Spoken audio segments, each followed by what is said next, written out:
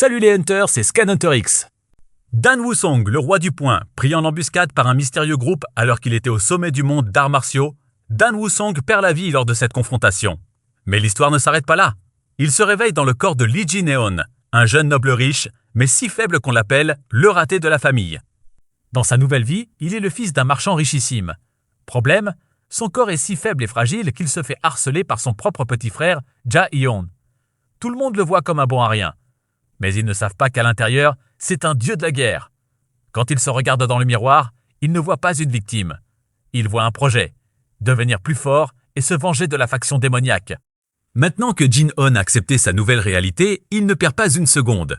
Mais il y a un problème, son corps est tellement imbibé d'alcool et dans un mauvais état qu'il doit subir une purification extrême. Il utilise une technique de respiration interdite pour forcer les impuretés à sortir de son corps. Et il décide de s'entraîner en secret pour retrouver ne serait-ce que 1% de sa force d'antan.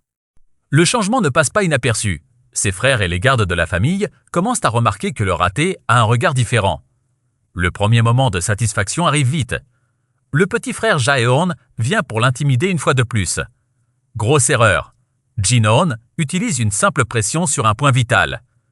Le petit frère finit au tapis et il lui apprend le respect et une leçon de savoir-vivre. La famille Yona organise une réunion stratégique avec le groupe de garde d'élite. Tout le monde s'attend à ce que Jin-on reste dans son coin, mais il ne se démonte pas. Il commence à critiquer les gardes et leur manque de vigilance. Pour Guinam, le chef de groupe, c'est l'insulte de trop. Il décide de tester Jin-on par la force, persuadé de l'écraser. Mais ce qu'il ne sait pas, c'est qu'il a devant lui le roi du poing. Le combat éclate et c'est une humiliation totale pour le chef des gardes. Jin-on évite ses coups avec une aisance déconcertante. En un seul geste, il le met à genoux, lui faisant comprendre que la hiérarchie vient de changer. Sans une once d'hésitation, Jin-on concentre sa force. Un seul coup de poing. L'impact est si violent qu'il ne laisse aucune chance au chef des gardes. Guinam s'effondre, mort sur le coup.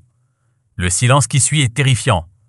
Les autres gardes réalisent enfin que le maître raté est mort et qu'un démon vient de prendre sa place. Désormais, Jin-on a une cible, ceux qui l'ont trahi dans son ancienne vie. Il commence à peine à dévoiler sa puissance et le monde martial n'est pas prêt pour son retour. Et toi, tu préfères les héros qui utilisent la magie ou ceux qui règlent tout avec leurs poings? Dis-le moi en commentaire et n'oublie pas de t'abonner.